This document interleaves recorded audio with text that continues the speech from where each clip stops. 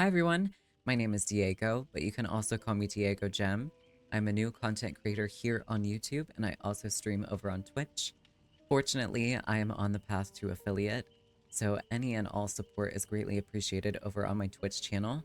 The link to that will be in the description below and also in my YouTube bio. Today, I'll be covering Dead by Daylight news and their upcoming updates regarding their quality of life initiative. So stick around to learn more about the updates coming to Dead by Daylight in 2025.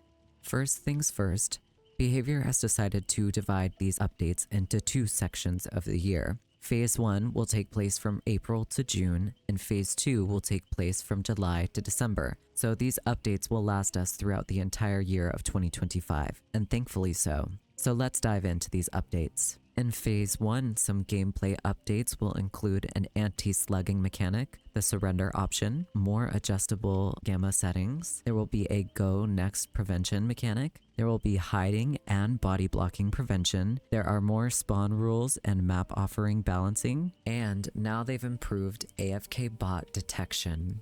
For the quality of life in Phase 1, they've implemented a bulk blood point spending system, a new quest system, even more perk presets, and soon you'll be able to preview your perks in lobby. When Phase 2 begins in July, some new gameplay updates will consist of continued improvements to the anti-slugging mechanic based on the previous performance. There will be more attention towards anti-tunneling and anti-camping. There will also be an MMR update and map and key item balancing. For Phase 2's quality of life updates, keyboard and mouse will now be available for use on consoles. There will be custom game improvements as well as accessibility improvements. Soon enough, there will be prestige rewards, and in the future, there will be reduced login steps. Later on down the line, in July when Phase 2 begins, we'll get even more specific details about Phase 2. But for now, I will read you the Phase 1's detailed descriptions. The new surrender mechanic will only occur and be possible when all remaining survivors have been slugged as survivor, or all remaining survivors are bots as killer. Once these instances occur, players will be able to use the surrender option, ending the trial while retaining their blood points they've earned and escaping the disconnect penalty.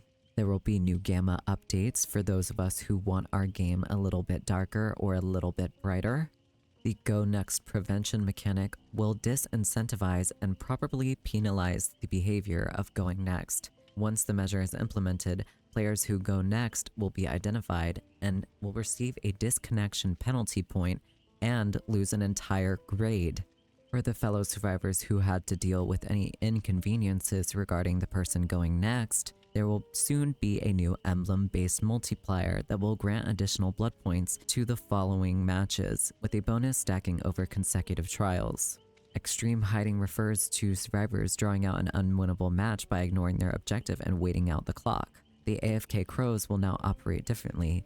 They'll more accurately identify when a player is deliberately avoiding engagement with objectives. When the player receives crows, their location will be immediately revealed to the killer.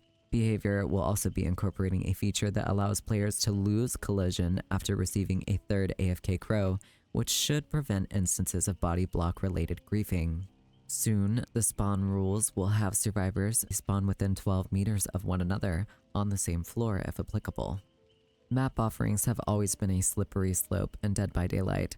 Moving forward, the map offerings will no longer guarantee the appearance of a given map.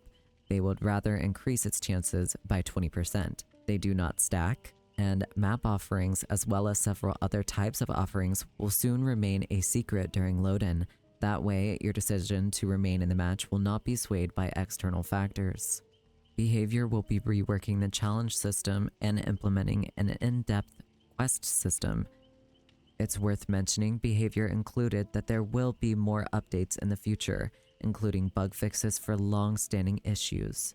It's also worth mentioning that Behaviour has been extremely communicative during 2v8's Resident Evil run. So much so, they've now implemented an in-game survey for those players who would like to voice their opinion and even vote for an extension on the game mode. It seems as though Behaviour wants to support the communication between players and developers moving forward. So that is all I have for today's video covering the Quality of Life Initiative and Dead by Daylight for 2025. I know many of you, similar to me, are very excited about most of these updates and how it will improve the playability of Dead by Daylight and its online multiplayer experience. If you would like to support me elsewhere, we are really close to reaching my affiliate goal over on Twitch, so the link will be in the description and in my bio on my YouTube channel. My other socials and the invite link to my Discord server will be in the description as well. Thank you for watching, and I really appreciate your time and hope you have a great rest of your day or night. I'm looking forward to seeing you next time.